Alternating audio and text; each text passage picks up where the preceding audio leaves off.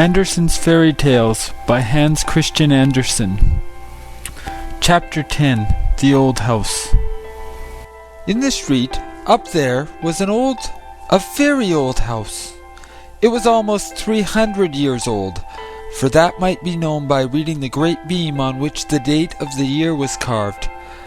Together with tulips and hop-vines there were whole verses spelled as in former times, and over every window was a distorted face cut out in the beam.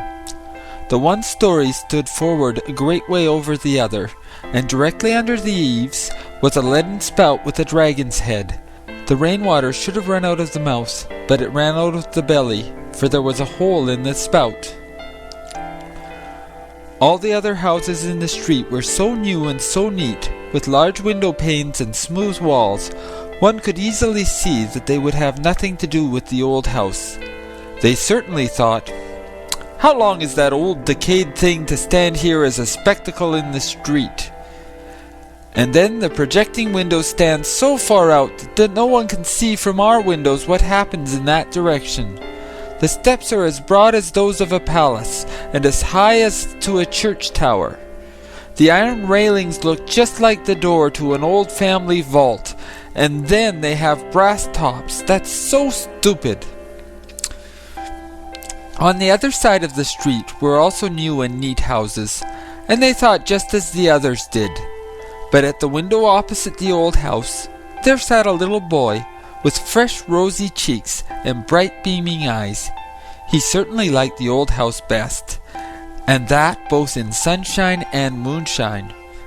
And when he looked across at the wall where the mortar had fallen out, he could sit and find out there the strangest figures imaginable, exactly as the street had appeared before, with steps, projecting windows, and pointed gables. He could see soldiers with halberds and spouts where the water ran, like dragons and serpents. That was a house to look at. And there lived an old man, who wore plush breeches, and had a coat with large brass buttons, and a wig that one could see was a real wig. Every morning there came an old fellow to him, who put his rooms in order, and went on errands. Otherwise the old man in the plush breeches was quite alone in the old house. Now and then he came to the window and looked out, and the little boy nodded to him, and the old man nodded again, and so they became acquaintances. And then they were friends, although they had never spoken to each other, but that made no difference. The little boy heard his parents say, "The old man opposite is very well off, but he is so very, very lonely." The Sunday following, the little boy took something and wrapped it up in a piece of paper, went downstairs, and stood in the doorway. And when the man who went on errands came past, he said to him, "I say, master, will you give this to the old man over the way from me? I have 2 pewter soldiers. This is one of them, and he shall have it, for I know he is so very, very lonely." And the old errand man looked quite pleased, nodded, and took the pewter soldier over to the old house. Afterwards there came a message. It was to ask if the little boy himself had not a wish to come over and pay a visit. And so he got permission of his parents, and then went over to the old house. And the brass balls on the iron railings shone much brighter than ever. One would have thought they were polished on account of the visit. And it was as if the carved-out trumpeters, for there were trumpeters, who stood in tulips carved out on the door, blew with all their might. Their cheeks appeared so much rounder than before. Yes, they blew. "Tra-tara-tra! The little boy comes! Tra-tara-tra!" And then the door opened. The whole passage was hung with portraits of knights in armour, and ladies in silken gowns, and the armour rattled and the silken gowns rustled. And then there was a flight of stairs which went a good way upwards and a little way downwards, and then one came on a balcony which was in a very dilapidated state, sure enough, with large holes and long crevices. But grass grew there and leaves out of them altogether, for the whole balcony outside, the yard and the walls were overgrown with so much green stuff that it looked like a garden, only a balcony. Here stood old flower pots with faces and asses' ears, and the flowers grew just as they liked. One of the pots was quite overrun on all sides with pinks. That is to say, with the green part, shoot stood by shoot, and it said quite distinctly, "The air has cherished me, the sun has kissed me, and promised me a little flower on Sunday. A little flower on Sunday." And then they entered a chamber where the walls were covered with hog's leather and printed with gold flowers. "The gilding decays, but hog's leather stays," said the walls. And there stood easy chairs, with such high backs, and so carved out, and with arms on both sides. sit down," said they. "Oh, how I creak! Now I shall certainly get the gout like the old clothes press. Oh!" And then the little boy came into the room where the projecting windows were, and where the old man sat. "I thank you for the pewter soldier, my little friend," said the old man, "and I thank you because you come over to me." "Thanky," or cranky," sounded from all the furniture. There was so much of it that each article stood in the other's way to get a look at the little boy. In the middle of the wall hung a picture representing a beautiful lady, so young, so glad, but dressed quite as in former times, with clothes that stood quite stiff, and with powder in her hair. She neither said, Thanky, nor cranky, but looked with her mild eyes at the little boy, who directly asked the old man, "Where did you get her?" "Yonder at the broker's," said the old man, "where there are so many pictures hanging. No one knows or cares about them, for they are all of them buried. But I knew her in bygone days, and now she has been dead and gone these 50 years. Under the picture, in a glazed frame, there hung a bouquet of withered flowers. They were almost 50 years old. They looked so very old. The pendulum of the great clock went to and fro, and the hands turned, and everything in the room became still older, but they did not observe it. "They say at home," said the little boy, "that you are so very, very lonely." "Oh," said he, "the old thoughts, with what they may bring with them, come and visit me, and now you also come. I am very well off." Then he took a book with pictures in it down from the shelf. There were whole long processions and pageants, with the strangest characters, which one never sees nowadays. Soldiers like the knave of clubs, and citizens with waving flags. The tailors had theirs, with a pair of shears held by 2 lions, and the shoemakers theirs, without boots, but with an eagle that had 2 heads, for the shoemakers must have everything so that they can say, "It is a pair." Yes, that was a picture book. The old man now went into the other room to fetch preserves, apples and nuts. Yes, it was delightful over there in the old house. "I cannot bear it any longer," said the pewter soldier, who sat on the drawers. "It is so lonely and melancholy here, but when one has been in a family circle one cannot accustom oneself to this life. I cannot bear it any longer. The whole day is so long, and the evenings are still longer.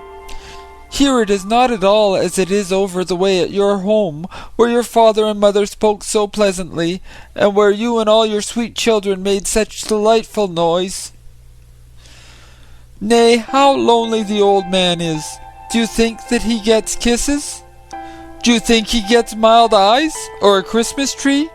He will get nothing but a grave. I can bear it no longer."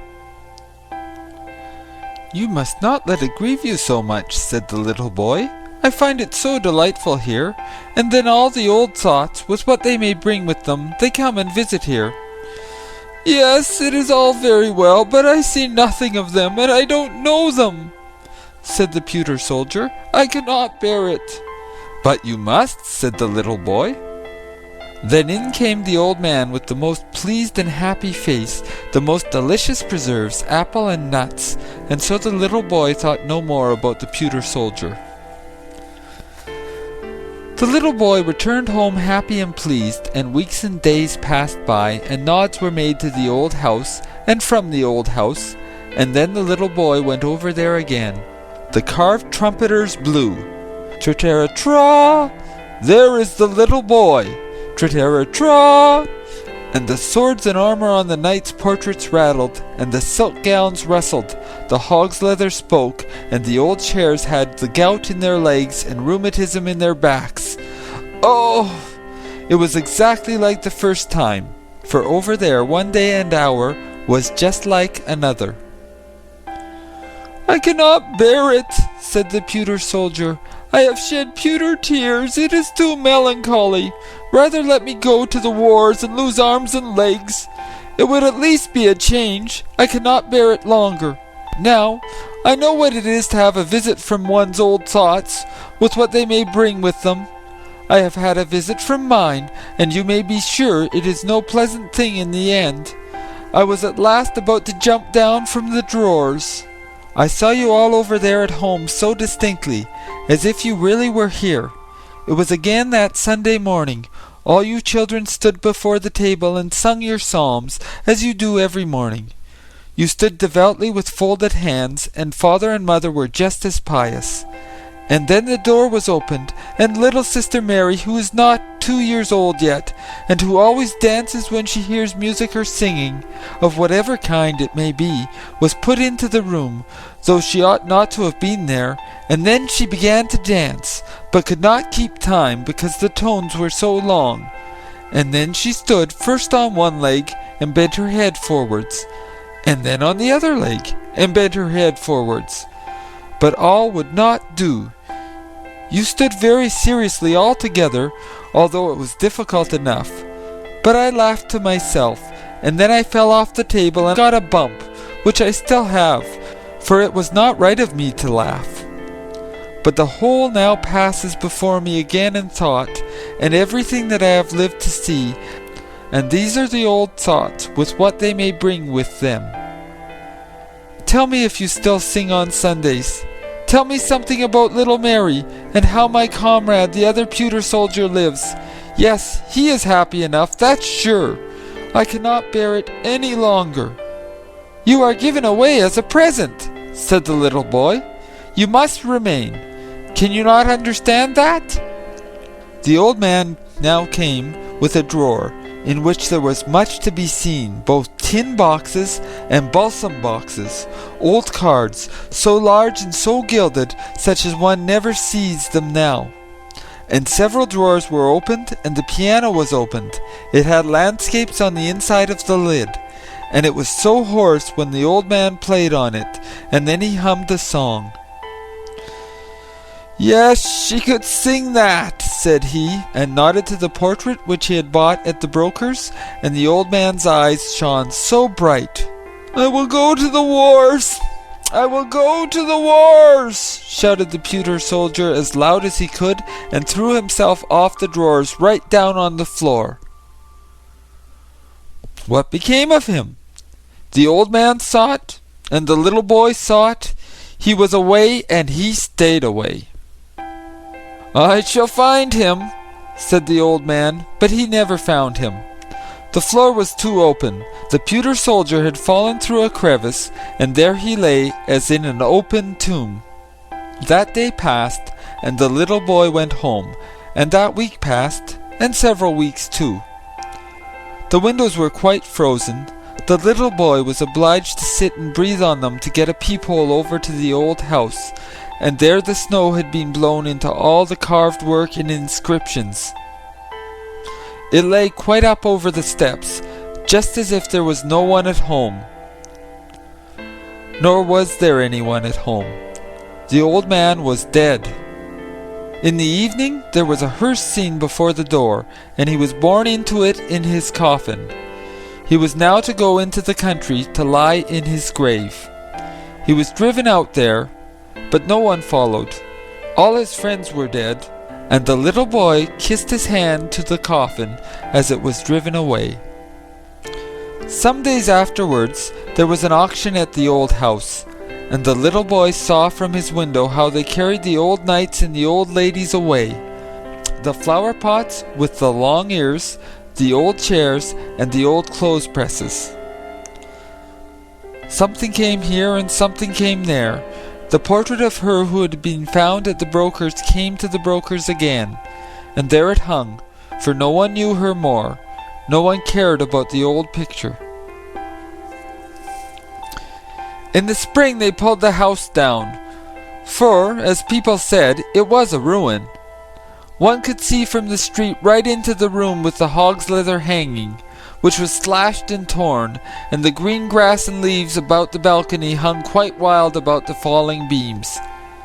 And then it was put to rights. That was a relief, said the neighbouring houses. A fine house was built there, with large windows and smooth white walls, but before it, where the old house had in fact stood, was a little garden laid out, and a wild grapevine ran up the wall of the neighbouring house. Before the garden there was a large iron railing with an iron door. It looked quite splendid, and the people stood still and peeped in, and the sparrows hung by scores in the vine and chattered away at each other as well as they could.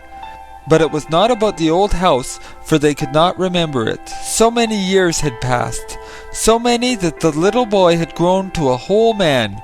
Yes, a clever man, and a pleasure to his parents. And he had just been married, and together with his little wife, had come to live in the house here where the garden was. And he stood by her whilst she planted a field flower that she found so pretty. She planted it with her little hand, and pressed the earth around it with her fingers. Oh! What was that? She had stuck herself. There sat something pointed straight out of the soft mould. It was, yes, guess! It was the pewter soldier, he that was lost up at the old man, and had tumbled and turned about amongst the timber and the rubbish, and had at last laid for many years in the ground. The young wife wiped the dirt off the soldier, first with a green leaf, and then with her fine handkerchief. It had such a delightful smell that it was to the pewter soldier just as if he had awakened from a trance. "Let me see him," said the young man. He laughed, and then shook his head. "Nay, it cannot be he, but he reminds me of a story about a pewter soldier which I had when I was a little boy." And then he told his wife about the old house and the old man, and about the pewter soldier that he sent over to him because he was so very, very lonely. And he told it as correctly as it had really been, so that the tears came into the eyes of his young wife on account of the old house and the old man. "It may possibly be, however, that it is the same pewter soldier," said she. "I will take care of it and remember all that you have told me, but you must show me the old man's grave." "But I do not know it," said he, "and no one knows it. All his friends were dead, no one took care of it, and I was then a little boy." "How very, very lonely he must have been," said she. "Very, very lonely," said the pewter soldier, "but it is delightful not to be forgotten." "Delightful!" shouted something close by, but no one, except the pewter soldier, saw that it was a piece of the hog's leather hangings. It had lost all its gilding. It looked like a piece of wet clay, but it had an opinion, and it gave it. "The gilding decays, but hog's leather stays." This the pewter soldier did not believe. End of chapter 10. The Old House. Andersen's Fairy Tales by Hans Christian Andersen. The Happy Family. Really, the largest green leaf in this country is a dock leaf. If one holds it before one, it is like a whole apron, and if one holds it over one's head in rainy weather, it is almost as good as an umbrella, for it is so immensely large. The burdock never grows alone, but where there grows one, there always grow several. It is a great delight, and all this delightfulness is snails' food. The great white snails, which persons of quality in former times made fricassees of, ate and said, "Hum, hum, how delicious!" for they thought it tasted so delicate, lived on dock leaves, and therefore burdock seeds were sown. Now there was an old manor house, where they no longer ate snails. They were quite extinct. But the burdocks were not extinct. They grew and grew all over the walks and all the beds. They could not get the mastery over them. It was a whole forest of burdocks.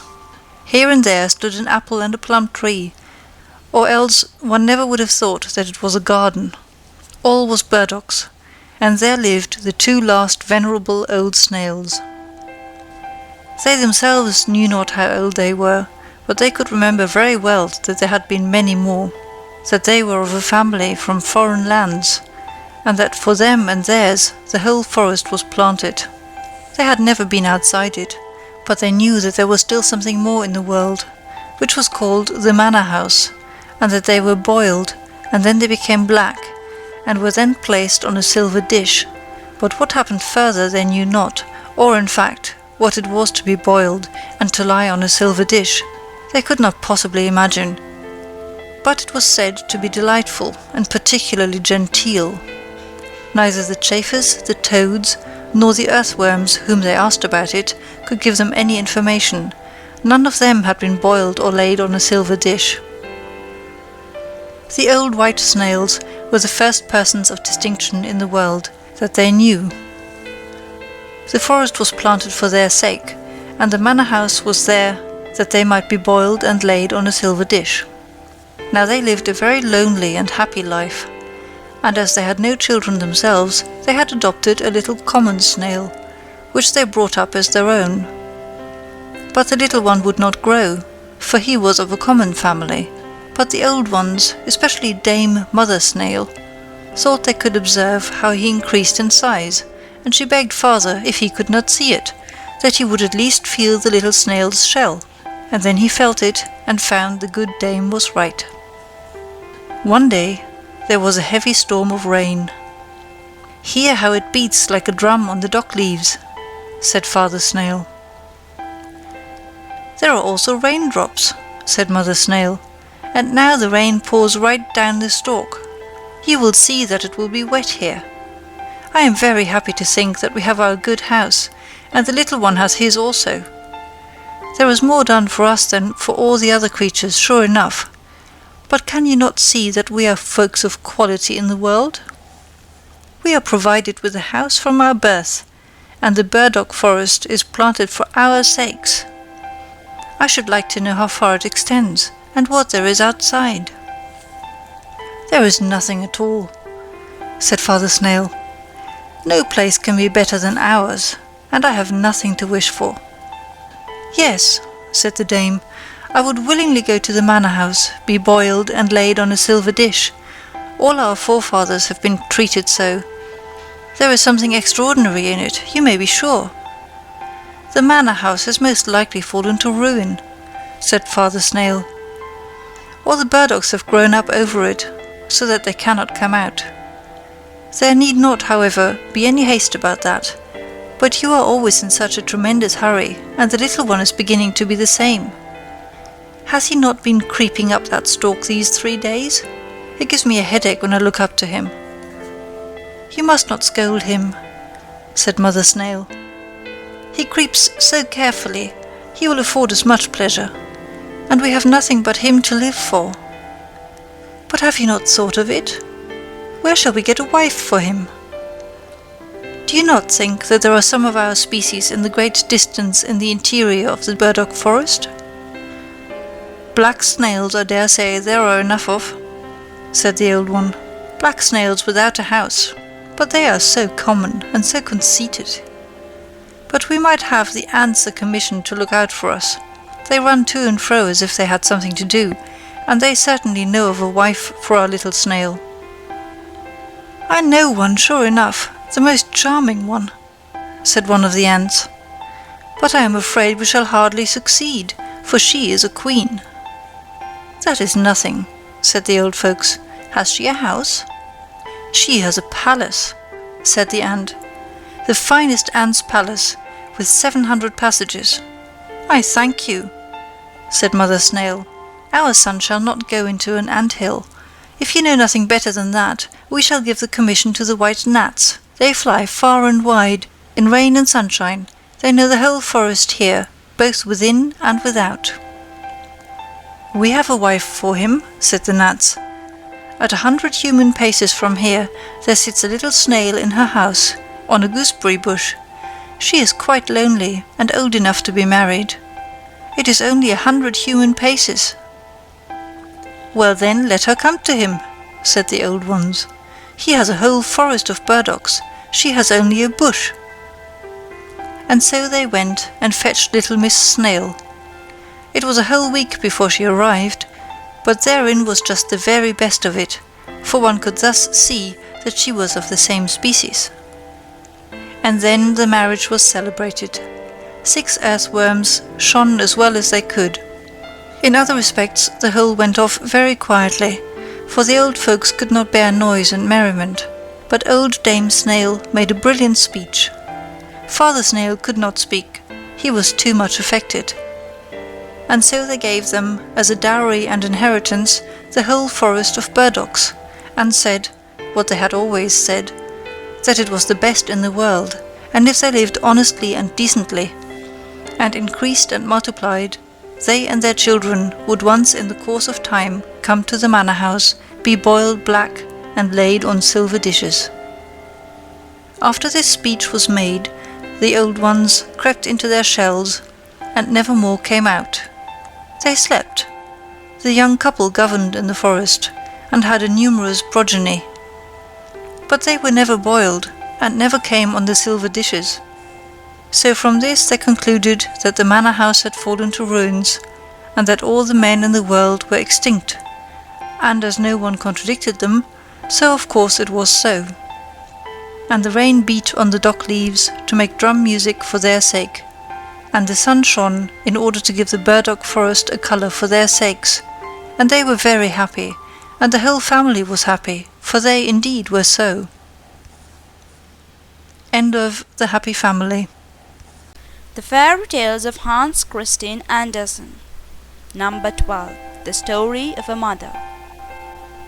A mother sat there with her little child. She was so downcast, so afraid that it should die. It was so pale, the small eyes had closed themselves, and it drew its breath so softly, now and then, with a deep respiration as if it sighed. And the mother looked still more sorrowfully on the little creature. Then a knocking was heard at the door, and in came a poor old man, wrapped up as in a large horse cloth, for it warms one, and he needed it, as it was the cold winter season. Everything out of doors was covered with ice and snow, and the wind blew so that it cut the face. As the old man trembled with cold, and the little child slept a moment, the mother went and poured some ale into a pot, and set it on the stove, that it might be warm for him. The old man sat and rocked the cradle, and the mother sat down in a chair close by him, and looked at her little sick child, that drew its breath so deep, and raised its little hand. "Do you not think that I shall save him?" said she. "Our Lord will not take him from me." And the old man, it was death himself, he nodded so strangely, it could just as well signify yes as no.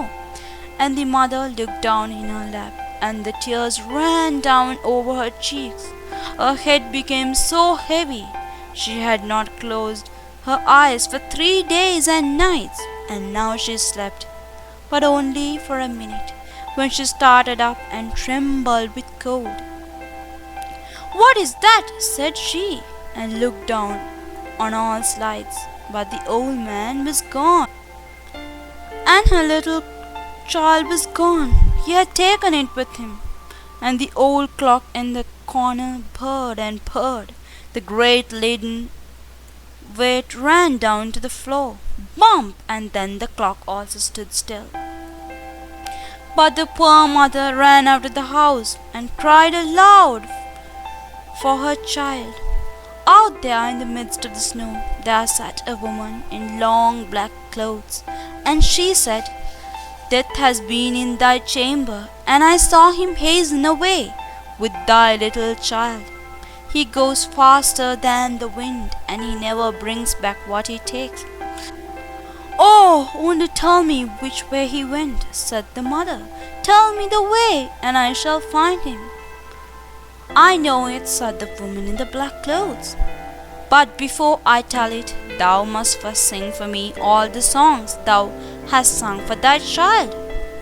I'm fond of them, I have heard them before. Night, I saw thy tears whilst thou sangst them. I will sing them all, said the mother. But do not stop me now. I may overtake him. I may find my child. But Night stood still and mute. Then the mother wrung her hands, sang and wept, and there were many songs, but yet many more tears.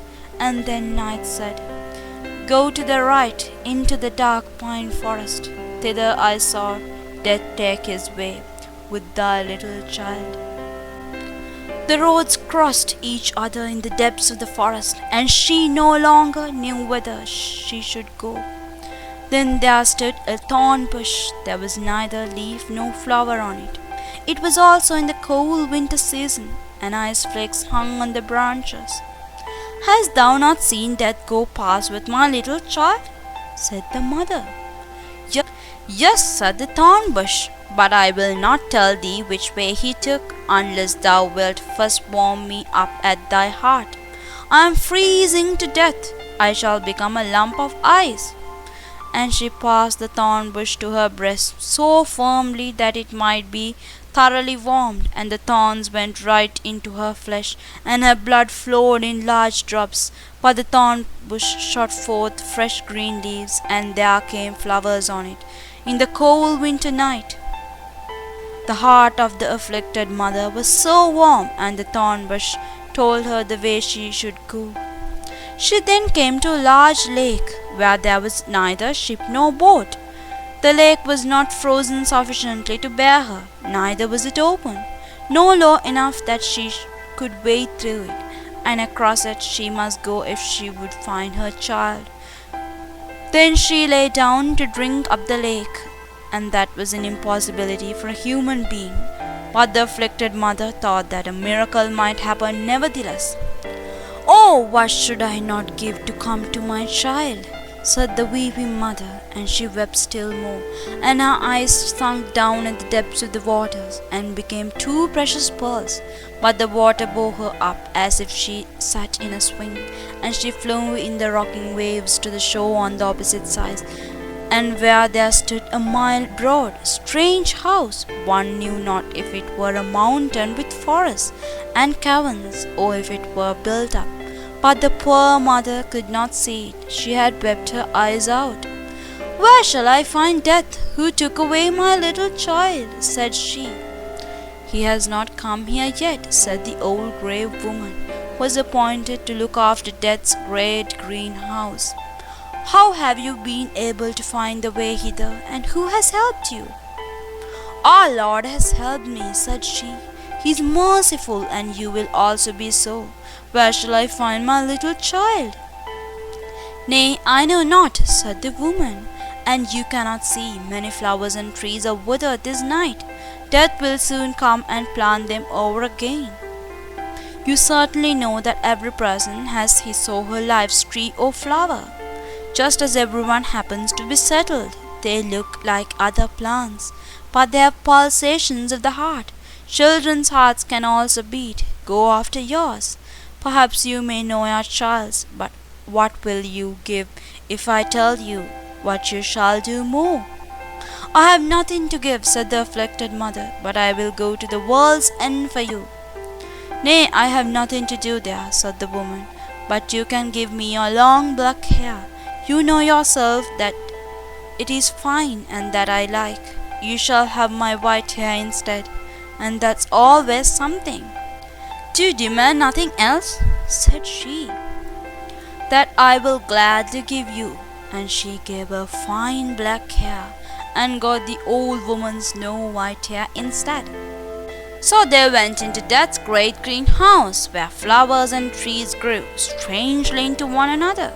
There stood fine hyacinths under glass bells, and there stood strong-stemmed peonies. There grew water plants, some so fresh, others half sick. The water snakes lay down on them, and black crabs pinched their stalks. There stood beautiful palm trees, oaks and plantains. There stood parsley and flowering thyme. Every tree and every flower had its name. Each of them was a human life. The human frame still lived, one in China and another in Greenland, round about in the world. There were large trees in small pots, so that they stood so stunted in growth, and ready to burst the pots in other places. There was a little dull flower in rich mold with moss round about it, and it was so petted and nursed. But the distressed mother bent down over all the smallest plants, and heard within them how the human heart beat, and amongst millions she knew her child's. "There it is!" cried she, and stretched her hands out over a little blue croquet, hung quite sickly on one side.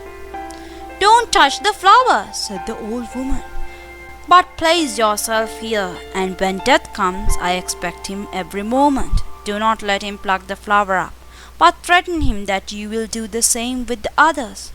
Then he will be afraid.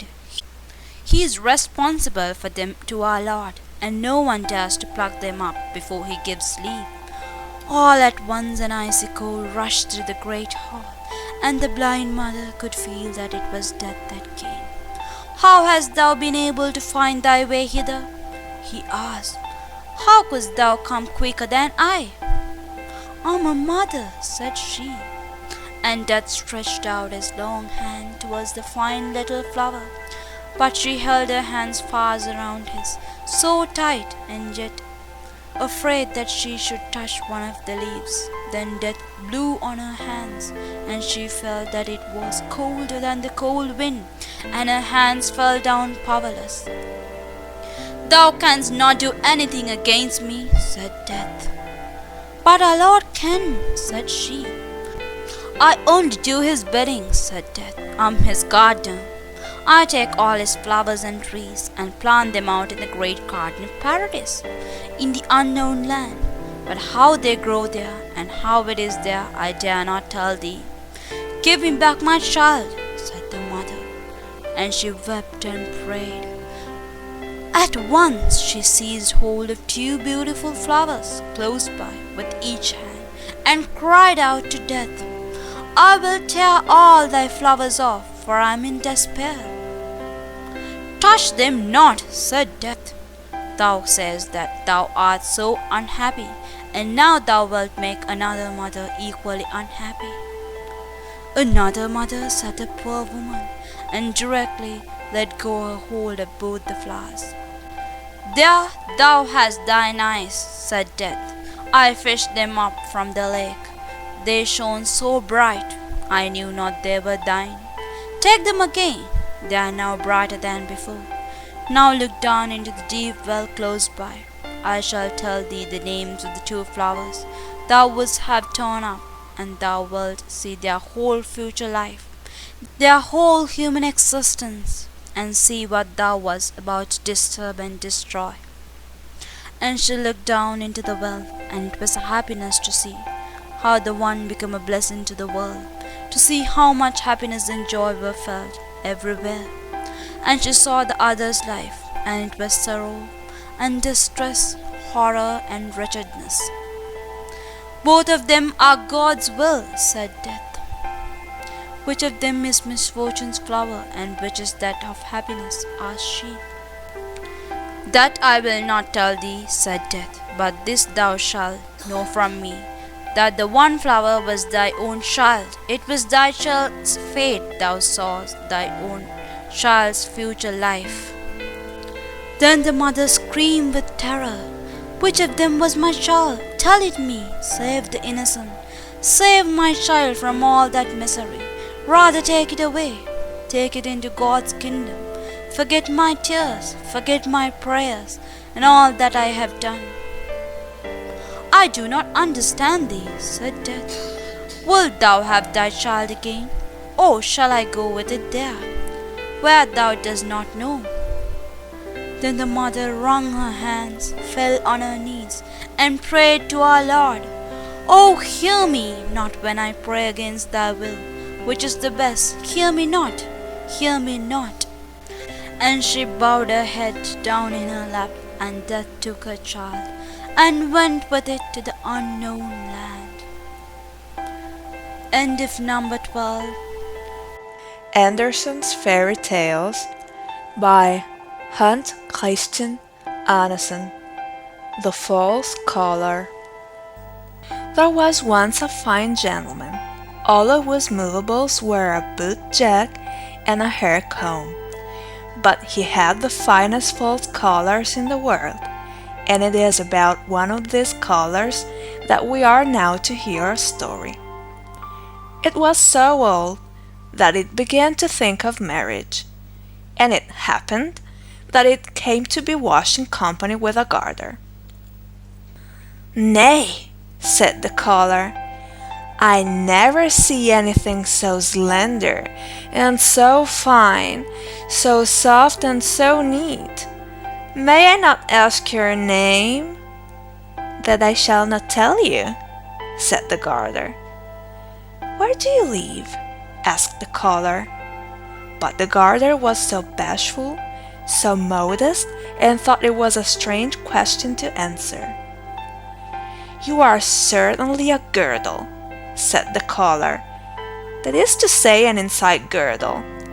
I see well that you are both for use and ornament, my dear young lady." "I will thank you not to speak to me," said the garter. "I think I have not given the least occasion for it." "Yes, when one is as handsome as you," said the collar, "that is occasion enough." "Don't come so near me, I beg of you," said the garter. "You look so much like those men folks." "I am also a fine gentleman," said the collar. "I have a boot jack and a hair comb." But that was not true, for it was his master who had them. But he boasted. "Don't come so near me," said the garter. "I am not accustomed to eat." "Prude!" exclaimed the collar, and then it was taken out of the washing tub. It was starched, hung over the back of a chair in the sunshine, and was then laid on the ironing blanket. Then came the warm box iron. "Dear lady," said the collar, "dear widow lady, I feel quite hot. I am quite changed." I began to unfold myself. "You will burn a hole in me. Ho! I offer you my hand." "Rag!" said the box iron, and went proudly over the collar, for she fancied she was a steam engine that will go on the railroad and draw the wagons. "Rag!" said the box iron.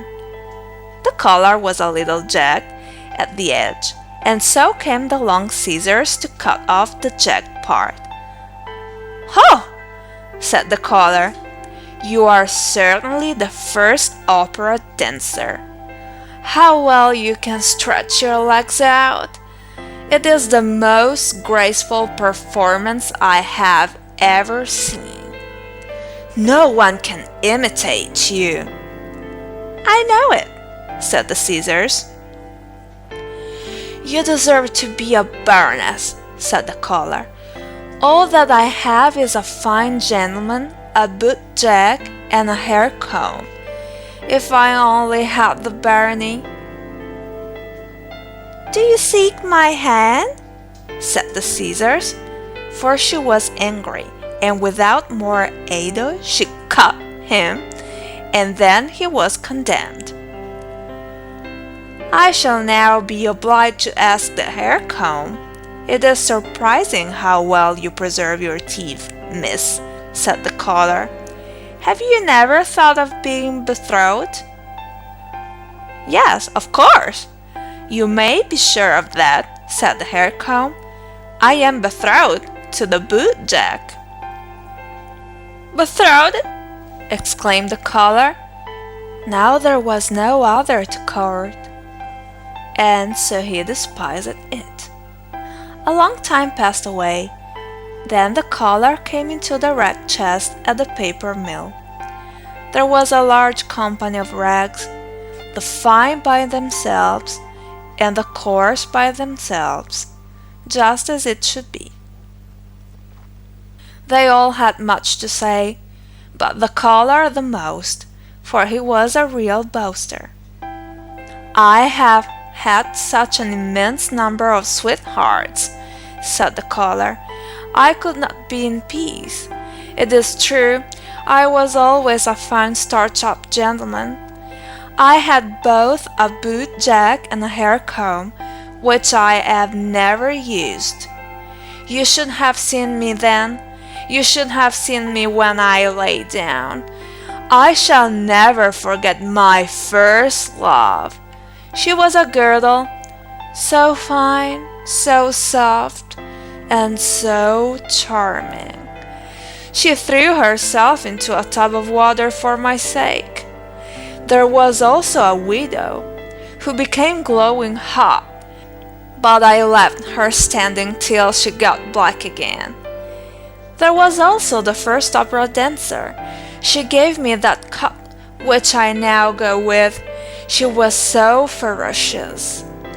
My own hair comb was in love with me. She lost all her teeth from that heartache. Yes, I have lived to see much of that sort of thing. But I am extremely sorry for the garter, I mean the girdle, that went into the water tub. I have much of my conscience. I want to become white paper." And it became so.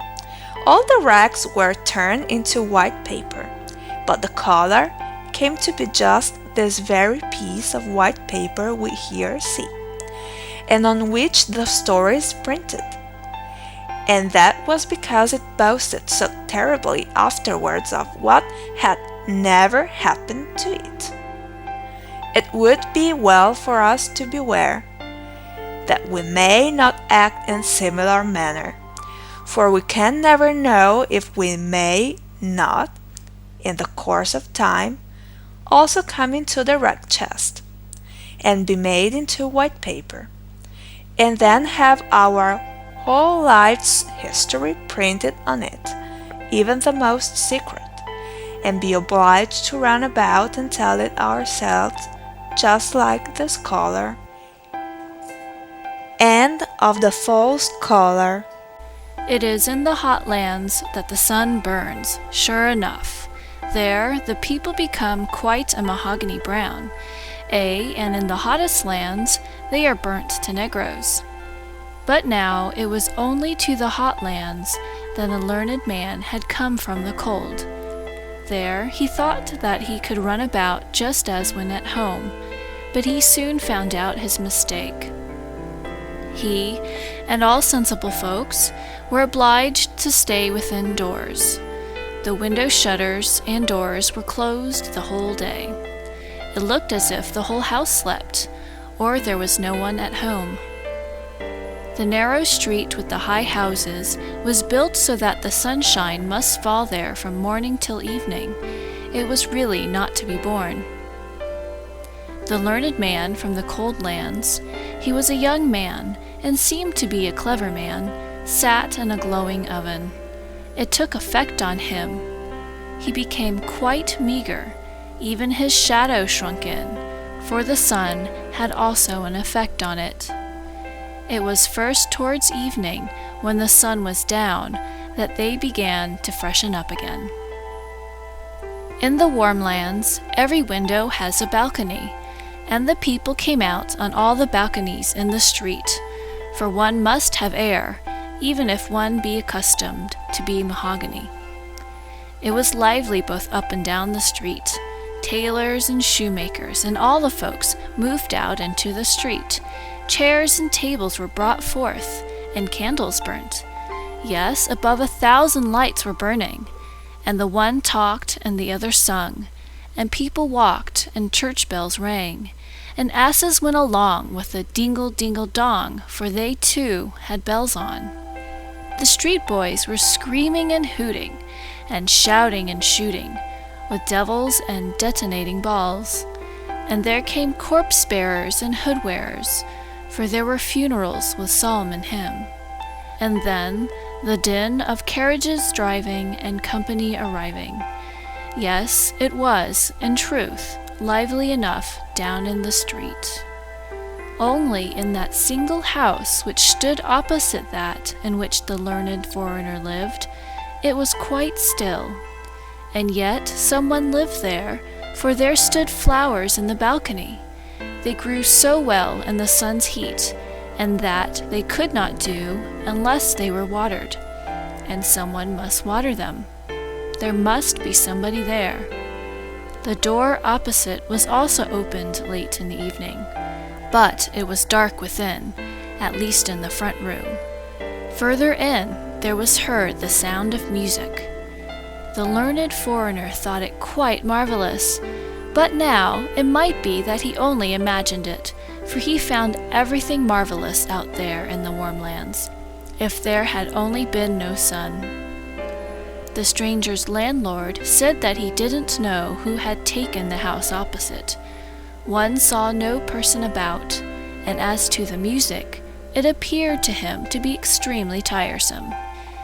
It is as if someone sat there and practiced a piece that he could not master. Always the same piece. I shall master it, says he. But yet he cannot master it, however long he plays. One night the stranger awoke. He slept with the doors of the balcony open. The curtain before it was raised by the wind, and he thought that a strange luster came from the opposite neighbor's house. All the flowers shone like flames, in the most beautiful colors, and in the midst of the flowers stood a slender, graceful maiden. It was as if she also shone. The light really hurt his eyes. He now opened them quite wide. Yes, he was quite awake. With one spring he was on the floor. He crept gently behind the curtain, but the maiden was gone. The flowers shone no longer, but there they stood, fresh and blooming as ever. The door was ajar, and far within, the music sounded so soft and delightful, one could really melt away in sweet thoughts from it. Yet it was like a piece of enchantment. And who lived there? Where was the actual entrance? The whole of the ground floor was a row of shops, and there people could not always be running through.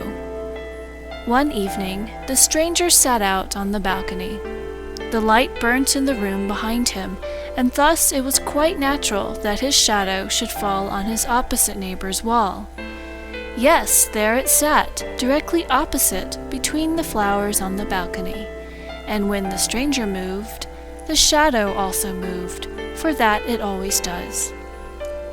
I think my shadow is the only living thing one sees over there, said the learned man. See how nicely it sits between the flowers. The door stands half open. Now the shadow should be cunning and go into the room, look about, and then come and tell me what it has seen. Come now, be useful, and do me a service, said he in jest. Have the kindness to step in. Now, art thou going? And then he nodded to the shadow, and the shadow nodded again.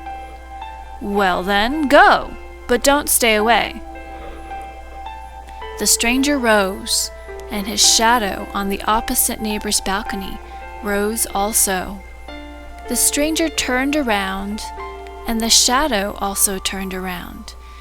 Yes, if anyone had paid particular attention to it, they would have seen quite distinctly that the shadow went in through the half-open balcony door of their opposite neighbor, just as the stranger went into his own room and let the long curtain fall down after him. Next morning, the learned man went out to drink coffee and read the newspapers. "What is that?" said he, as he came out into the sunshine. "I have no shadow. So then, it has actually gone last night and not come again. It is really tiresome." This annoyed him, not so much because the shadow was gone, but because he knew there was a story about a man without a shadow. It was known to everybody at home in the cold lands, and if the learned man now came there and told his story, they would say that he was imitating it, and that he had no need to do. He would, therefore, not talk about it at all, and that was wisely thought. In the evening, he went out again on the balcony. He had placed the light directly behind him, for he knew that the shadow would always have its master for a screen, but he could not entice it. He made himself little, he made himself great, but no shadow came again. He said, "Hem, hem," but it was of no use. It was vexatious, but in the warm lands everything grows so quickly, and after the lapse of 8 days he observed, to his great joy, that a new shadow came in the sunshine. In the course of 3 weeks he had a very fair shadow, which, when he set out for his home in the northern lands, grew more and more in the journey, so that at last it was so long and so large that it was more than sufficient. The learned man then came home, and he wrote books about what was true in the world, and about what was good, and what was beautiful. And there passed days and years. Yes, many years passed by. One evening, as he was sitting in his room, there was a gentle knocking at the door. "Come in," said he, but no one came in. So he opened the door, and there stood before him such an extremely lean man that he felt quite strange. As to the rest, the man was very finely dressed. He must be a gentleman. "Whom have I the honor of speaking?" asked the learned man. "Yes, I thought as much," said the fine man. "I thought you would not know me. I have got so much body. I have even got flesh and clothes. You certainly never thought of seeing me so well off. Do you not know your old shadow? You certainly thought I should never more return. Things have gone on well with me since I was last with you. I have, in all respects, become very well off. Shall I purchase my freedom from service? If so, I can do it." And then he rattled a whole bunch of valuable seals that hung to his watch, and he stuck his hand in the thick gold chain he wore around his neck. Nay, how all his fingers glittered with diamond rings, and then all were pure gems. "Nay, I cannot recover from my surprise," said the learned man. "What is the meaning of all this?" "Something common it is not," said the shadow. "But you yourself do not belong to the common order. And I, as you know well, have from a child followed in your footsteps. As soon as you found I was capable to go out alone in the world, I went my own way. I am in the most brilliant circumstances, but there came a sort of desire over me to see you once more before you die. You will die, I suppose. I also wished to see this land again, for you know we always love our native land. I know you have got another shadow again. Have I anything to pay to it or you? If so, you will oblige me by saying what it is." "Nay, is it really thou?" said the learned man. "It is most remarkable. I never imagined that one's old shadow could come again as a man." "Tell me what I have to pay," said the shadow, "for I don't like to be in any sort of debt." "How canst thou talk so?" said the learned man. "What debt is there to talk about? Make thyself as free as anyone else. I am extremely glad to hear of thy good fortune. Sit down, old friend, and tell me a little how it has gone with thee. and what thou hast seen at our opposite neighbors there, in the warm lands?" "Yes, I will tell you all about it," said the shadow, and sat down.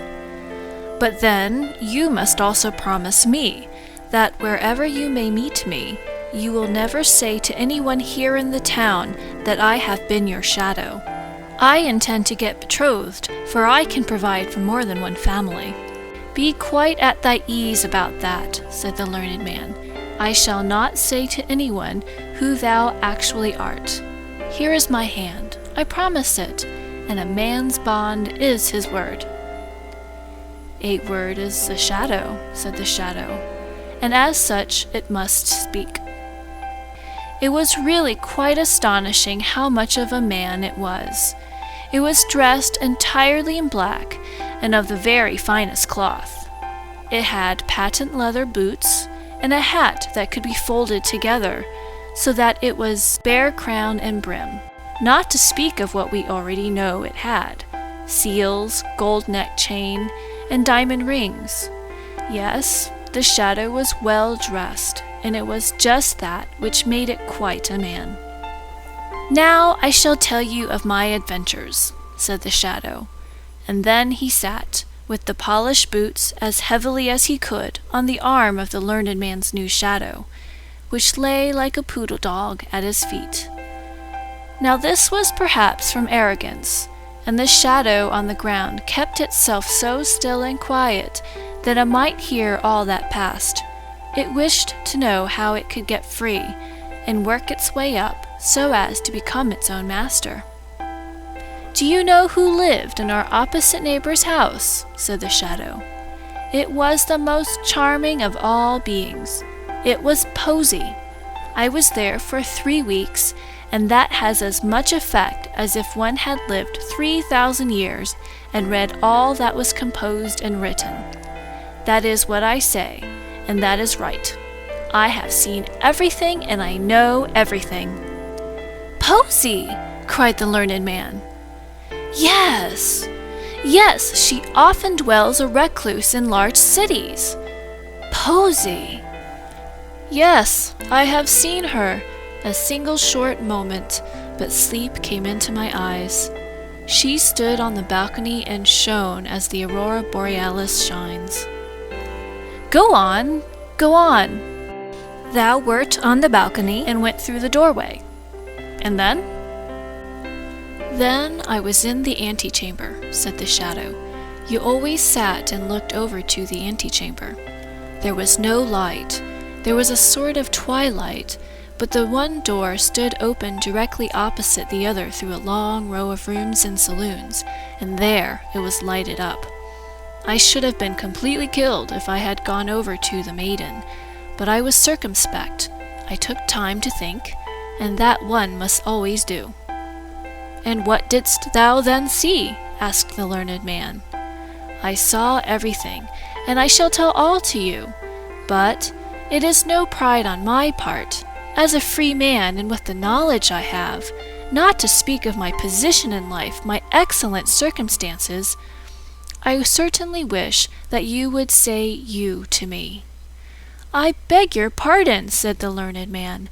"It is an old habit with me. You are perfectly right, and I shall remember it.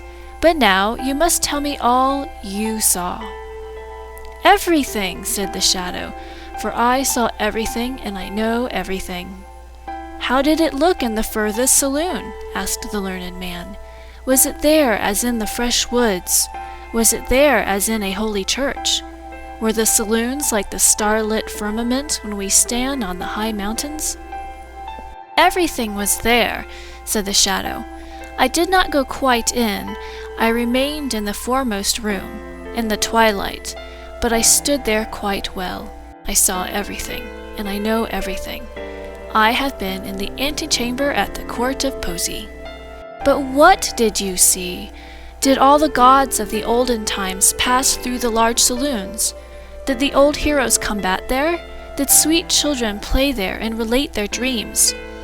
I tell you I was there, and you can conceive that I saw everything there was to be seen. Had you come over there, you would not have been a man, but I became so.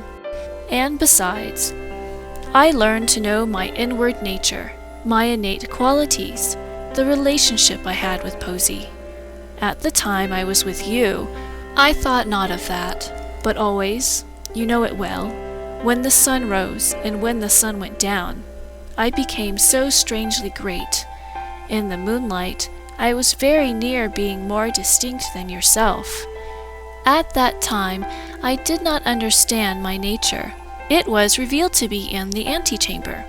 I became a man. I came out matured. But you were no longer in the warm lands. As a man, I was ashamed to go as I did.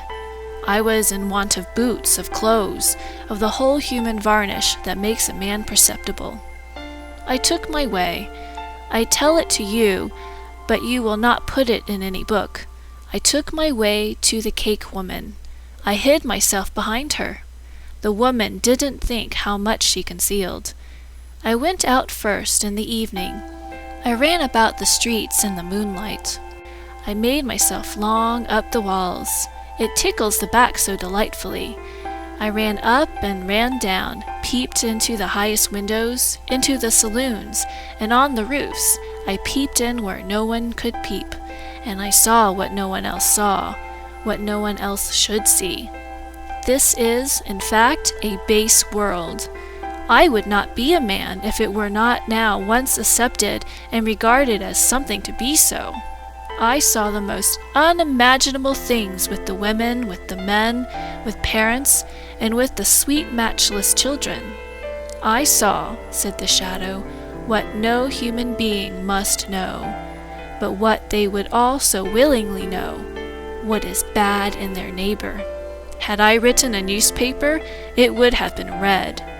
But I wrote directly to the persons themselves, and there was consternation in all the towns where I came. They were so afraid of me, and yet they were so excessively fond of me. The professors made a professor of me, and the tailors gave me new clothes. I am well furnished. The master of the mint struck new coin for me, and the women said I was so handsome.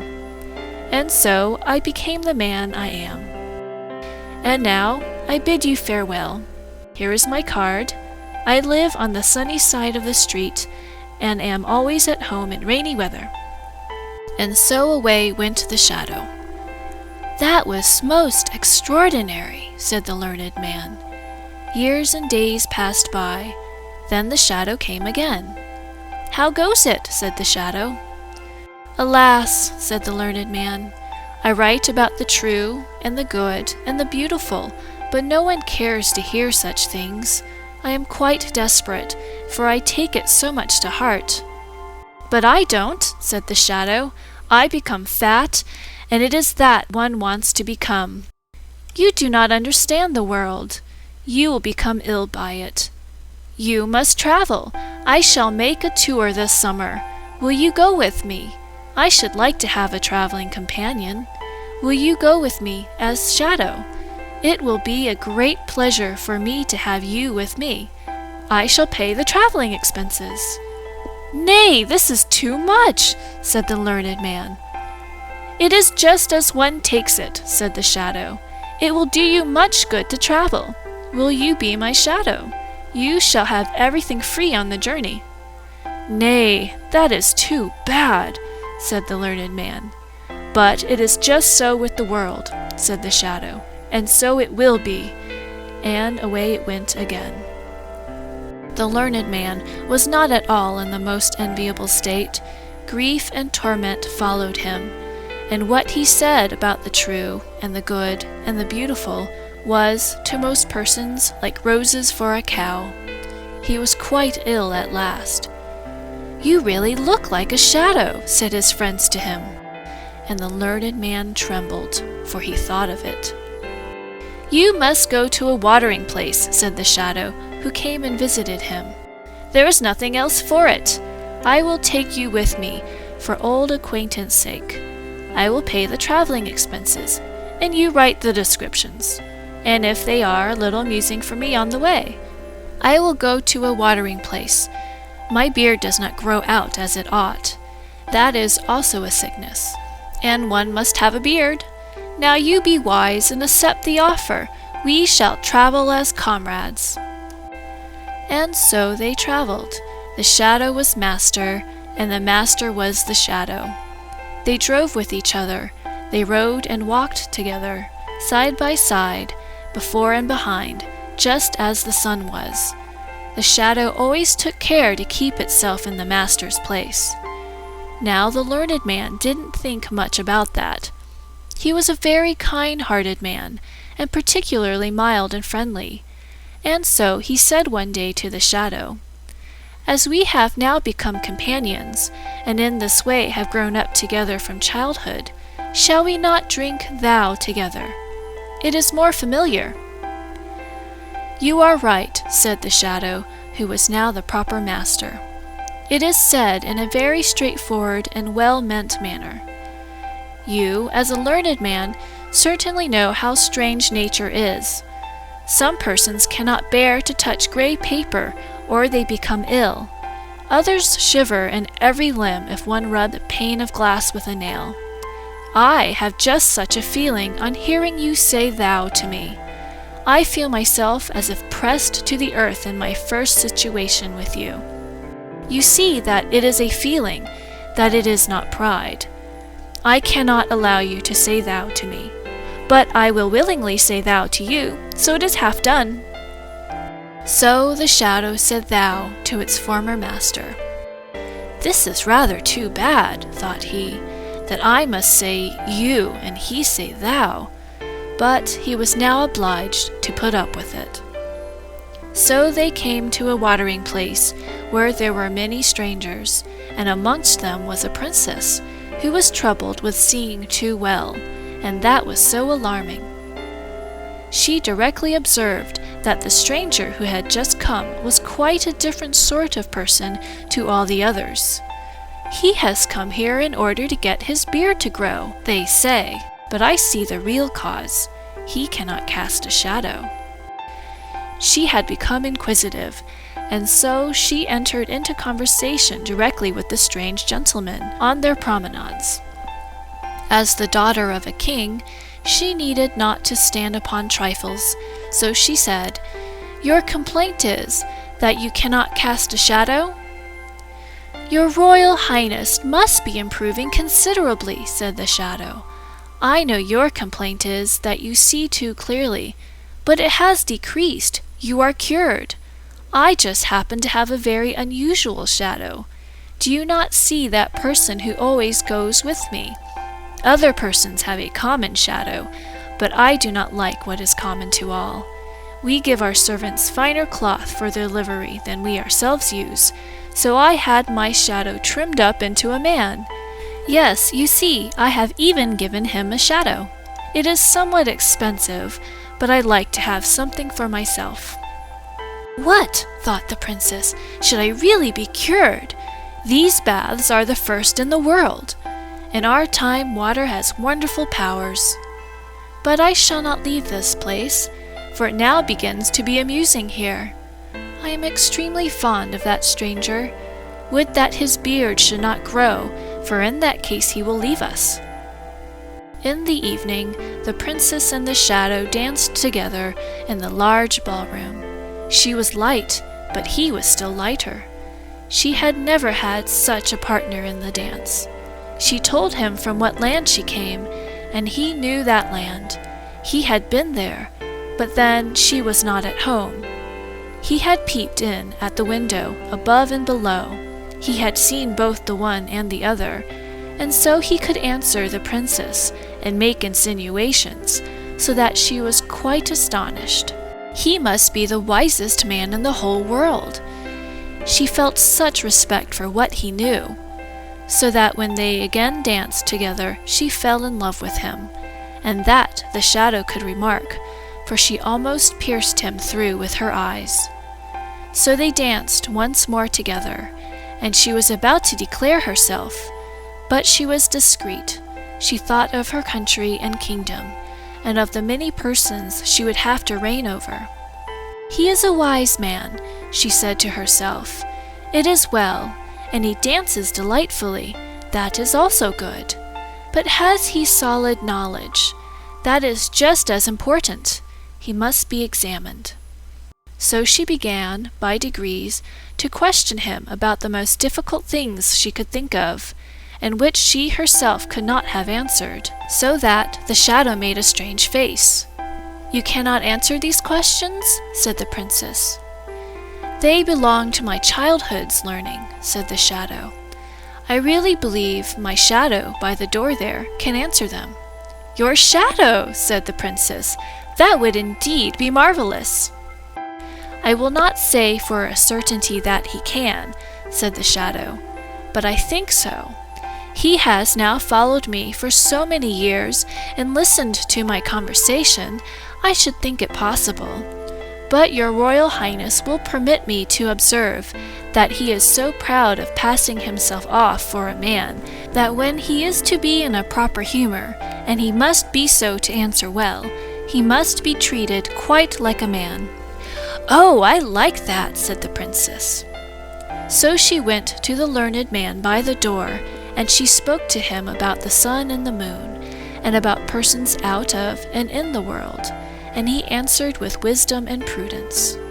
"What a man that must be who has so wise a shadow," thought she.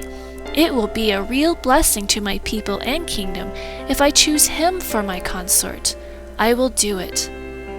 They were soon agreed, both the princess and the shadow, but no one was to know about it before she arrived in her own kingdom. "No one, not even my shadow," said the shadow, and he had his own thoughts about it. Now they were in the country where the princess reigned when she was at home. "Listen, my good friend," said the shadow to the learned man. "I have now become as happy and mighty as anyone can be. I will, therefore, do something particular for thee. Thou shalt always live with me in the palace, drive with me in my royal carriage, and have 10,000 pounds a year. But then thou must submit to be called Shadow by all and everyone. Thou must not say that thou hast ever been a man. And once a year, when I sit on the balcony in the sunshine, thou must lie at my feet, as a shadow shall do. I must tell thee, I am going to marry the king's daughter, and the nuptials are to take place this evening." "Nay, this is going too far," said the learned man. "I will not have it. I will not do it. It is to deceive the whole country and the princess too. I will tell everything, that I am a man, and thou art a shadow. Thou art only dressed up." "There is no one who will believe it," said the shadow. "Be reasonable, or I will call the guard." "I will go directly to the princess," said the learned man. "But I will go first," said the shadow, "and thou wilt go to prison." And that he was obliged to do, for the sentinels obeyed him whom they knew the king's daughter was to marry. "You tremble," said the princess, as the shadow came into her chamber. "Has anything happened? You must not be unwell this evening, now that we are to have our nuptials celebrated." "I have lived to see the most cruel thing that anyone can live to see," said the shadow. "Only imagine. Yes, it is true. Such a poor shadow. Skull cannot bear much. Only think, my shadow has become mad. He thinks that he is a man, and that now only think, that I am his shadow." "It is terrible," said the princess. "But he is confined, is he not?" "That he is. I am afraid that he will never recover." "Poor shadow," said the princess. "He is very unfortunate. It would be a real work of charity to deliver him from the little life he has, and, when I think properly over the matter, I am of opinion that it will be necessary to do away with him in all stillness." "It is certainly hard," said the shadow, "for he was a faithful servant." And then he gave a sort of sigh. "You are a noble character," said the princess. The whole city was illuminated in the evening, and the cannons went off with a bum, bum, and the soldiers presented arms. That was a marriage. the princess and the shadow went out on the balcony to show themselves, and get another hurrah. The learned man heard nothing of all this, for they had deprived him of life. End of The Shadow. Andersen's Fairy Tales by Hans Christian Andersen. The Little Match Girl. Most terribly cold it was. It snowed and was nearly quite dark, and evening, the last evening of the year. In this cold and darkness there went along the street a poor little girl, bareheaded and with naked feet. When she left home she had slippers on, it is true, but what was the good of that? They were very large slippers, which her mother had hitherto worn, so large were they, and the poor little thing lost them as she scuffled away across the street, because of two carriages that rolled by dreadfully fast. One slipper was nowhere to be found. The other had been laid hold of by an urchin, and off he ran with it. He thought it would do capitally for a cradle when he, some day or other, should have children himself. So the little maiden walked on with her tiny naked feet that were quite red and blue from cold. She carried a quantity of matches in an old apron, and she held a bundle of them in her hand. Nobody had bought anything of her the whole livelong day. No one had given her a single farthing. She crept along trembling with cold and hunger, a very picture of sorrow, the poor little thing. The flakes of snow covered her long fair hair, which fell in beautiful curls around her neck, but of that, of course, she never once now thought. From all the windows the candles were gleaming, and it smelt so deliciously of roast goose, for you know it was New Year's Eve. Yes, of that she thought. In a corner formed by two houses, of which one advanced more than the other, she seated herself down and cowered together. Her little feet she had drawn close up to her, but she grew colder and colder, and to go home she did not venture, for she had not sold any matches and could not bring a farthing of money. From her father she would certainly get blows, and at home it was cold too, for above her she had only the roof, through which the wind whistled, even though the largest cracks were stopped up with straw and rags. Her little hands were almost numbed with cold. Oh, a match might afford her a world of comfort, if she only dared take a single one out of the bundle, draw it against the wall, and warm her fingers by it. She drew one out. Wrist! How it blazed, how it burnt! It was a warm, bright flame like a candle as she held her hands over it. It was a wonderful light. It seemed really to the little maiden as though she were sitting before a large iron stove, with burnished brass feet and a brass ornamented top. The fire burned with such blessed influence, it warmed so delightfully. The little girl had already stretched out her feet to warm them too, but the small flame went out, the stove vanished. She had only the remains of the burnt-out match in her hand. She rubbed another against the wall. It burned brightly, and where the light fell on the wall, there the wall became transparent like a veil, so that she could see into the room. On the table was spread a snow-white tablecloth. Upon it was a splendid porcelain service, and the roast goose was steaming famously with its stuffing of apple and dried plums. And what was still more capital to behold was, the goose hopped down from the dish, reeled about on the floor with knife and fork in its breast, till it came up to the poor little girl, when the match went out, and nothing but the thick, cold, damp wall was left behind. She lighted another match. Now there she was sitting under the most magnificent Christmas tree. It was still larger and more decorated than the one which she had seen through the glass door in the rich merchant's house. Thousands of lights were burning on the green branches, and gaily colored pictures, such as she had seen in the shop windows, looked down upon her. The little maiden stretched out her hands toward them when the match went out. The lights of the Christmas tree rose higher and higher. She saw them now as stars in heaven. One fell down and formed a long trail of fire. "Someone is just dead," said the little girl, for her old grandmother, the only person who had loved her and who was now no more, had told her that when a star falls, a soul ascends to God. She drew another match against the wall. It was again light, and in the luster there stood the old grandmother, so bright and radiant, so mild, and with such an expression of love. "Grandmother," cried the little one, "oh, take me with you! You go away when the match burns out. You vanish like the warm stove, like the delicious roast goose, and like the magnificent Christmas tree." And she rubbed the whole bundle of matches quickly against the wall, for she wanted to be quite sure of keeping her grandmother near her. And the matches gave such a brilliant light that it was brighter than at noonday. Never formerly had the grandmother been so beautiful and so tall.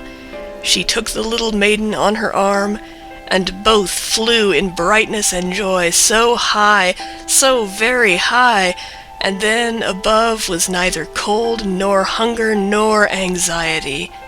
They were with God. But in the corner, at the cold hour of dawn, sat the poor girl, with rosy cheeks and with a smiling mouth, leaning against the wall, frozen to death on the last evening of the old year. Stiff and stark sat the child there with her matches, of which one bundle had been burnt. She wanted to warm herself, people said. No one had the slightest suspicion of what beautiful things she had seen. No one even dreamed of the splendor in which, with her grandmother, she had entered on the joys of a new year. End of The Little Match Girl. Andersen's Fairy Tales by Hans Christian Andersen. The Dream of Little Tuck. Ah, yes, that was Little Tuck. In reality, his name was not Tuck, but that was what he called himself before he could speak plain. He meant it for Charles, and it is all well enough if one does but know it. He had now to take care of his little sister Augusta, who was much younger than himself, and he was, besides, to learn his lesson at the same time. But these two things would not do together at all. There sat the poor little fellow, with his sister on his lap, and he sang to her all the songs he knew, and he glanced the while, from time to time, into the geography book that lay open before him. By the next morning he was to have learnt all the towns in Zealand by heart, and to know about them all that is possible to be known. His mother now came home, for she had been out, and took little Augusta on her arm.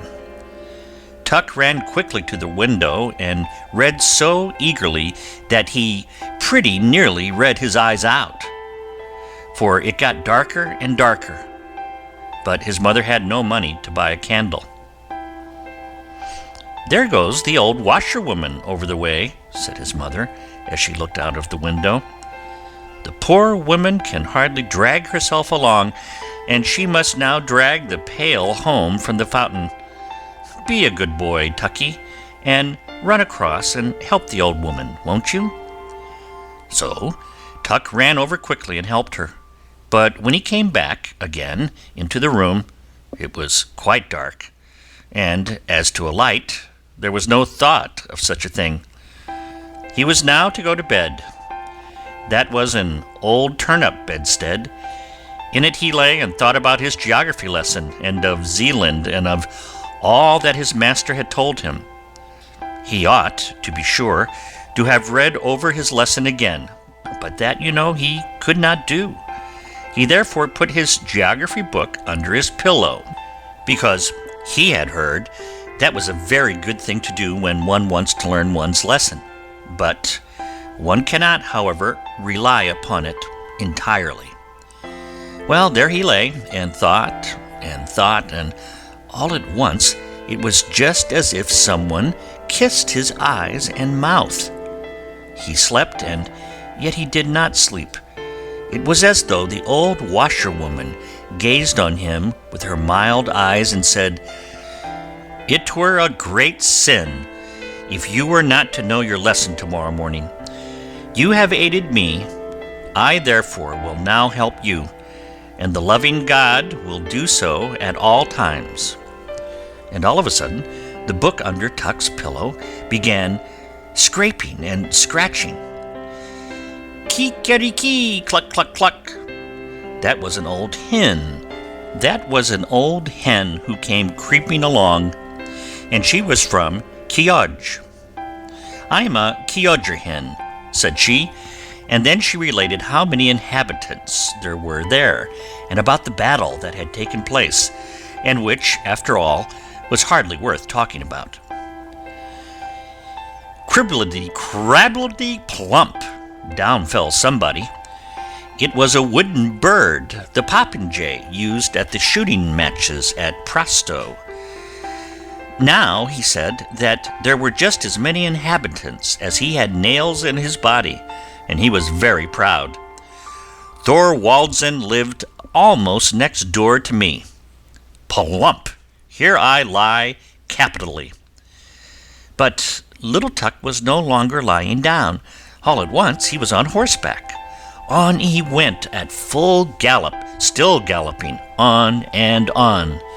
A knight with a gleaming plume, and most magnificently dressed, held him before him on the horse, and thus they rode through the wood to the old town of Bordingborg, and that was a large and very lively town. High towers rose from the castle of the king, and the brightness of many candles streamed from all the windows. Within was dance and song, and King Waldemar and the young, richly attired maids of honor danced together. The morn now came, and as soon as the sun appeared, the whole town and the king's palace crumbled together, and one tower after the other, and at last only a single one remained standing where the castle had been before. And the town was so small and poor, and the school boys came along with their books under their arms and said, 2,000 inhabitants. But that was not true, for there were not so many. And little Tucky lay in his bed. It seemed to him as if he dreamed, and yet as if he were not dreaming. However, somebody was close beside him. "Little Tucky, little Tucky," cried someone near. It was a seaman, quite a little personage, so little as if he were a midshipman, but a midshipman he was not. Many remembrances from Korsor. That is a town that is just rising into importance, a lively town that has steamboats and stagecoaches. Formerly people called it ugly, but that is no longer true. "I lie on the sea," said Korsor. "I have high roads and gardens, and I have given birth to a poet who was witty and amusing, which all poets are not. I once intended to equip a ship that was to sail all around the earth, but I did not do it, although I could have done so. And then, too, I smell so deliciously, for close before the gate bloomed the most beautiful roses." Little Tuck looked, and all was red and green before his eyes. But as soon as the confusion of colors was somewhat over, all of a sudden there appeared a wooded slope close to the bay, and high up above stood a magnificent old church with 2 high-pointed towers. From out the hillside spouted fountains in thick streams of water, so that there was a continual splashing, and close beside them sat an old king with a golden crown upon his white head. That was King Hrar. Near the fountains, close to the town of Relskedi, as it is now called. And up the slope into the old church went all the kings and queens of Denmark, hand in hand, all with their golden crowns, and the organ played and the fountains rustled. Little Tuck saw all, heard all. "Do not forget the diet," said King Hrar. Again all suddenly disappeared. Yes, and whither? It seemed to him just as if one turned over a leaf in a book, and now stood there an old peasant woman who came from Sorrow, where grass grows in the marketplace. She had an old gray linen apron hanging over her head and back. It was so wet, it certainly must have been raining. "Yes, that it was," said she, and she now related many pretty things out of Holberg's comedies and about Waldemar and Absalon.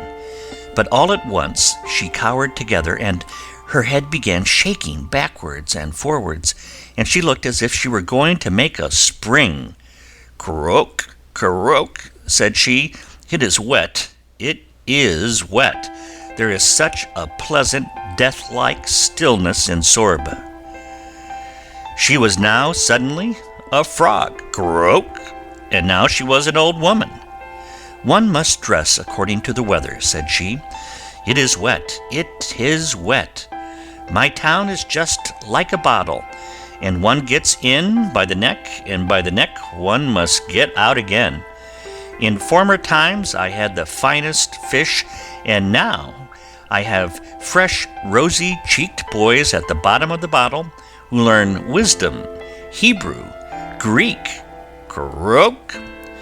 When she spoke, it sounded just like the noise of frogs, or as if one walked with boots over a moor. Always the same tone, so uniform and so tiring that little Tuck fell into a good, sound sleep, which, by the by, could not do him any harm. But even in this sleep there came a dream, or whatever else it was, his little sister Augusta. She, with the blue eyes and the fair curling hair, was suddenly a tall, beautiful girl, and without having wings was yet able to fly. And she now flew over Zealand, over the green woods and the blue lakes. "Do you hear the cock crow, Tucky? Cock-a-doodle-doo! The cocks are flying up from Kjoj. You will have a farmyard so large, oh, so very large, you will suffer neither hunger nor thirst. You will get on in the world. You will be a rich and happy man. Your house will exalt itself like King Waldemar's tower, and will be richly decorated with marble statues, like that at Presto. You understand what I mean. Your name shall circulate with renown all round the earth, like unto the ship that was to have sailed from Corsica and in Roeskilde. Do not forget the diet," said King Harar. "Then you will speak well and wisely, little Tucky, and when at last you sink into your grave, you shall sleep as quietly." "As if I lay in Soroy," said Tuck, awaking. It was bright day, and he was now quite unable to call to mind his dream. That, however, was not at all necessary, for one may not know what the future will bring. And out of bed he jumped, and read in his book, and now all at once he knew his whole lesson. And the old washerwoman popped her head in at the door, nodded to him friendly, and said, "Thanks, many thanks, my good child, for your help. May the good, ever-loving God fulfill your loveliest dream." Little Tucky did not know at all what he had dreamed, but the loving God knew it. End of the dream of Little Tuck. Andersen's Fairy Tales by Hans Christian Andersen. The Naughty Boy. A long time ago there lived an old poet, a thoroughly kind old poet. As he was sitting one evening in his room, a dreadful storm arose without, and the rain streamed down from heaven. But the old poet sat warm and comfortable in his chimney corner, where the fire blazed and the roasting apple hissed. "Those who have not a roof over their heads will be wetted to the skin," said the good old poet. "Oh, let me in, let me in! I am cold and I'm so wet," exclaimed suddenly a child that stood crying at the door and knocking for admittance, while the rain poured down and the wind made all the windows rattle. "Poor thing," said the old poet, as he went to open the door. There stood a little boy, quite naked, and the water ran down from his long golden hair. He trembled with cold, and had he not come into a warm room, he would most certainly have perished in the frightful tempest. "Poor child," said the old poet, as he took the boy by the hand. come in, and I will soon restore thee. Thou shalt have wine and roasted apples, for thou art verily a charming child." And the boy was so, really. His eyes were like two bright stars, and although the water trickled down his hair, it waved in beautiful curls. He looked exactly like a little angel, but he was so pale, and his whole body trembled with cold. He had a nice little bow in his hand, but it was quite spoiled by the rain, and the tints of his many-colored arrows ran one into the other. The old poet seated himself beside his hearth, and took the little fellow on his lap. He squeezed the water out of his dripping hair, warmed his hands between his own, and boiled for him some sweet wine. Then the boy recovered. His cheeks again grew rosy. He jumped down from the lap where he was sitting, and danced round the kind old poet. "You are a merry fellow," said the old man. "What's your name?" "My name is Cupid," answered the boy. "Don't you know me? There lies my bow. It shoots well, I can assure you. Look, the weather is now clearing up, and the moon is shining clear again through the window." "Why, your bow is quite spoiled," said the old poet. "That were sad, indeed," said the boy, and he took the bow in his hand and examined it on every side. "Oh, it is dry again, and is not hurt at all. The string is quite tight. I will try it directly." And he bent his bow, took aim, and shot an arrow at the old poet, right into his heart. "You see now that my bow was not spoiled," said he, laughing, and away he ran. The naughty boy, to shoot the old poet in that way, he who had taken him into his warm room, who had treated him so kindly, and who had given him warm wine and the very best apples. The poor poet lay on the earth and wept, for the arrow had really flown into his heart. "Fie," said he, "how naughty a boy Cupid is! I will tell all children about him, that they may take care and not play with him, for he will only cause them sorrow and many a heartache." And all good children to whom he related this story took great heed of this naughty Cupid, but he made fools of them still, for he is astonishingly cunning. When the university students come from the lectures, he runs beside them in a black coat, and with a book under his arm.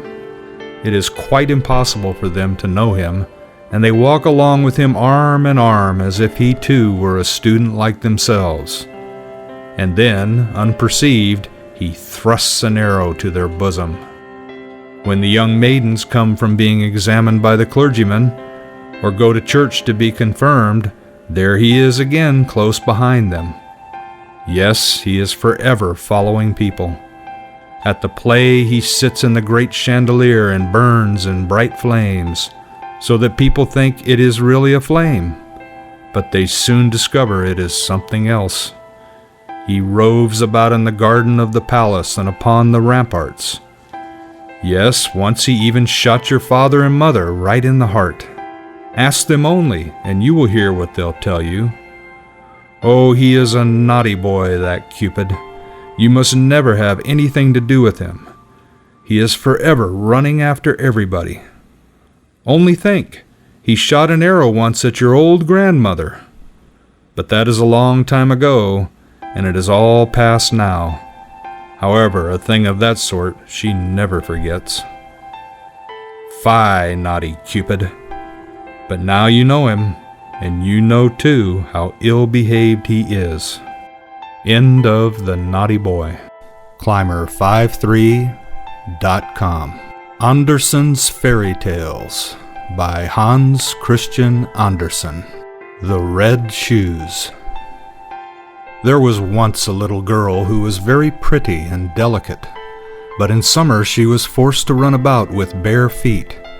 She was so poor, and in winter wear very large wooden shoes, which made her little insteps quite red, and that looked so dangerous. In the middle of the village lived old Dame Shoemaker. She sat and sewed together, as well as she could, a little pair of shoes out of old red strips of cloth. They were very clumsy, but it was a kind thought. They were meant for the little girl. The little girl was called Karen. On the very day her mother was buried, Karen received the red shoes and wore them for the first time. They were certainly not intended for mourning, but she had no others, and with stockingless feet she followed the poor straw coffin in them. Suddenly a large old carriage drove up, and a large old lady sat in it. She looked at the little girl, felt compassion for her, and then said to the clergyman, "Here, give me the little girl. I will adopt her." And Karen believed all this happened on account of the red shoes. But the old lady thought they were horrible, and they were burnt. But Karen herself was cleanly and nicely dressed. She must learn to read and sew. And people said she was a nice little thing, but the looking-glass said, "Thou art more than nice, thou art beautiful." Now the queen once traveled through the land, and she had her little daughter with her. And this little daughter was a princess, and people streamed to the castle, and Karen was there also, and the little princess stood in her fine white dress in a window and let herself be stared at.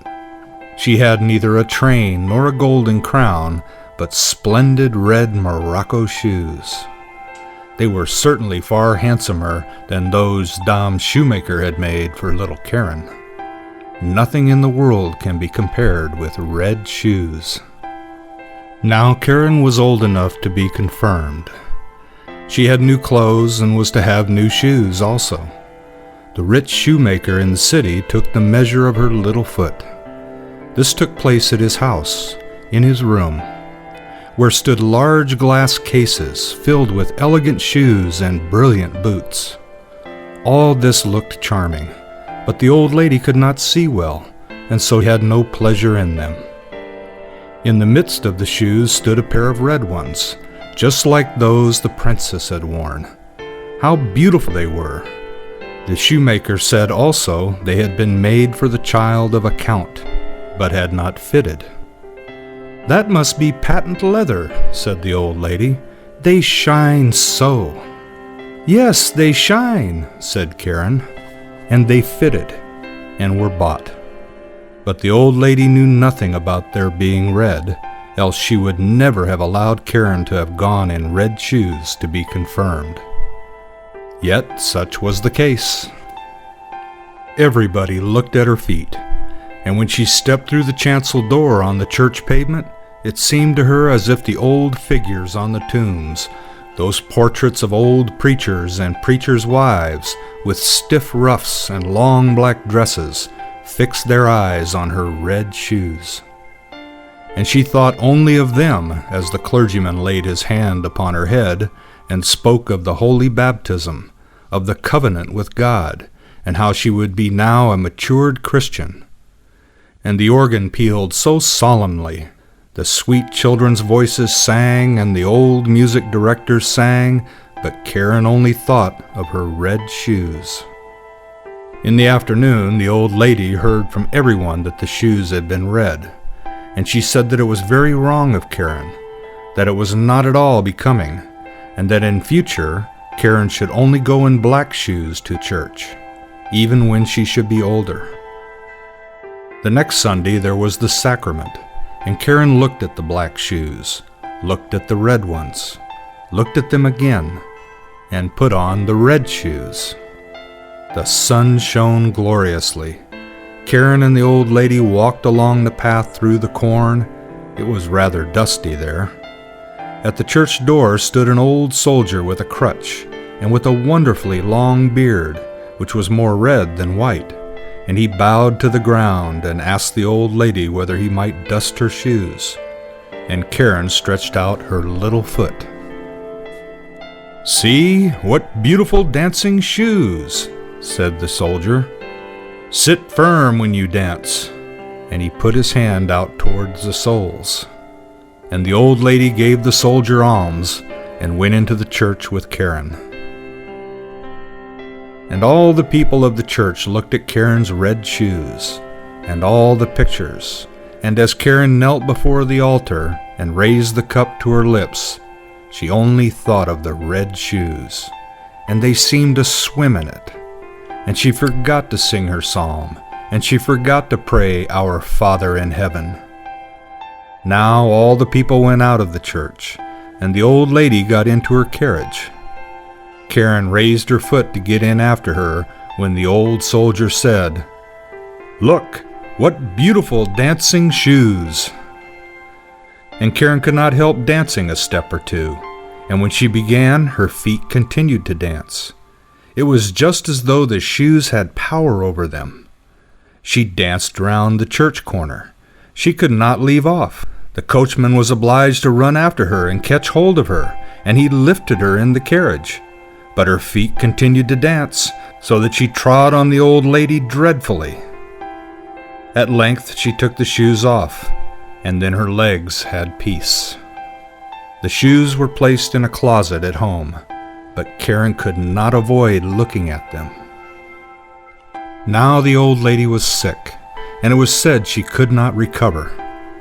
She must be nursed and waited upon, and there was no one whose duty it was so much as Karen's. But there was a great ball in the city, to which Karen was invited. She looked at the old lady, who could not recover. She looked at the red shoes, and she thought there could be no sin in it. She put on the red shoes. She might do that also, she thought. But then she went to the ball and began to dance. When she wanted to dance to the right, the shoes would dance to the left. And when she wanted to dance up the room, the shoes danced back again, down the steps, into the street, and out of the city gate. She danced, and was forced to dance, straight out into the gloomy wood. Then it was suddenly light up among the trees, and she fancied it must be the moon. For there was a face, but it was the old soldier with the red beard. He sat there, nodded his head, and said, "Look, what beautiful dancing shoes!" Then she was terrified and wanted to fling off the red shoes, but they clung fast. And she pulled down her stockings, but the shoes seemed to have grown to her feet. And she danced, and must dance, over fields and meadows, in rain and sunshine, by night and day. But at night it was the most fearful. She danced over the churchyard, but the dead did not dance. They had something better to do than to dance. She wished to seat herself upon a poor man's grave, where the bitter tansy grow, but for her there was neither peace nor rest, and when she danced towards the open church door, she saw an angel standing there. He wore long white garments. He had wings which reached from his shoulders to the earth. His countenance was severe and grave, and in his hand he held a sword, broad and glittering. "Dance shalt thou," said he. "Dance in thy red shoes till thou art pale and cold, till thy skin shrivels up and thou art a skeleton. Dance shalt thou from door to door, and where proud vain children dwell, thou shalt knock, that they may hear thee and tremble. Dance shalt thou." "Mercy!" cried Karen. But she did not hear the angel's reply, for the shoes carried her through the gate into the fields, across roads and bridges, and she must keep ever dancing. One morning she danced past a door which she well knew. Within sounded a psalm. A coffin decked with flowers was borne forth. Then she knew that the old lady was dead, and felt that she was abandoned by all and condemned by the angel of God. She danced, and she was forced to dance through the gloomy night. The shoes carried her over stack and stone. She was torn till she bled. She danced over the heath till she came to a little house. Here, she knew, dwelt the executioner, and she tapped with her fingers at the window and said, "Come out, come out! I cannot come in, for I am forced to dance." And the executioner said, "Thou dost not know who I am, I fancy. I strike bad people's heads off, and I hear that my axe rings." "Don't strike my head off," said Karen.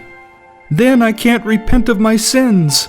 But strike off my feet in the red shoes." And then she confessed her entire sin, and the executioner struck off her feet with the red shoes. But the shoes danced away with the little feet across the field into the deep wood. And he carved out little wooden feet for her and crutches, taught her the psalm criminals always sing, and she kissed the hand which had wielded the axe and went over the heath. "Now I have suffered enough for the red shoes," said she. "Now I will go into the church that people may see me." And she hastened towards the church door. But when she was near it, the red shoes danced before her, and she was terrified and turned round. The whole week she was unhappy, and wept many bitter tears. But when Sunday returned, she said, "Well, now I have suffered and struggled enough. I really believe I am as good as many a one who sits in the church and holds her head so high." And away she went boldly. But she had not got farther than the churchyard gate before she saw the red shoes dancing before her, and she was frightened and turned back, and repented of her sin from her heart. And she went to the parsonage and begged that they would take her into service. She would be very industrious, she said, and would do everything she could. She did not care about the wages, only she wished to have a home and be with good people.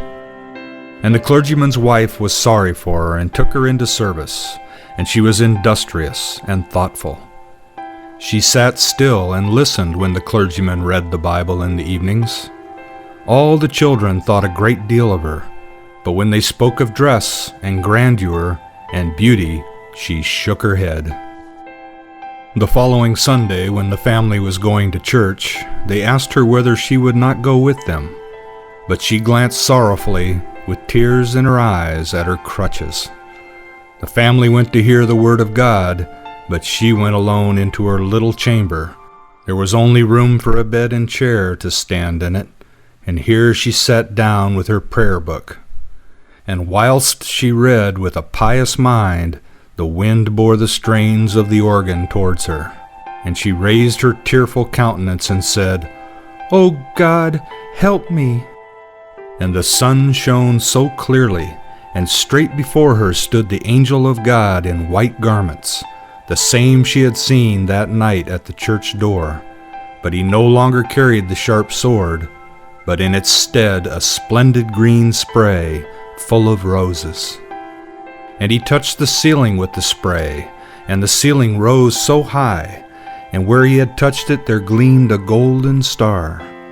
And he touched the walls, and they widened out, and she saw the organ which was playing. She saw the old pictures of the preachers and the preachers' wives. The congregation sat in cushioned seats and sang out of their prayer books, for the church itself had come to the poor girl in her narrow chamber, or else she had come into the church.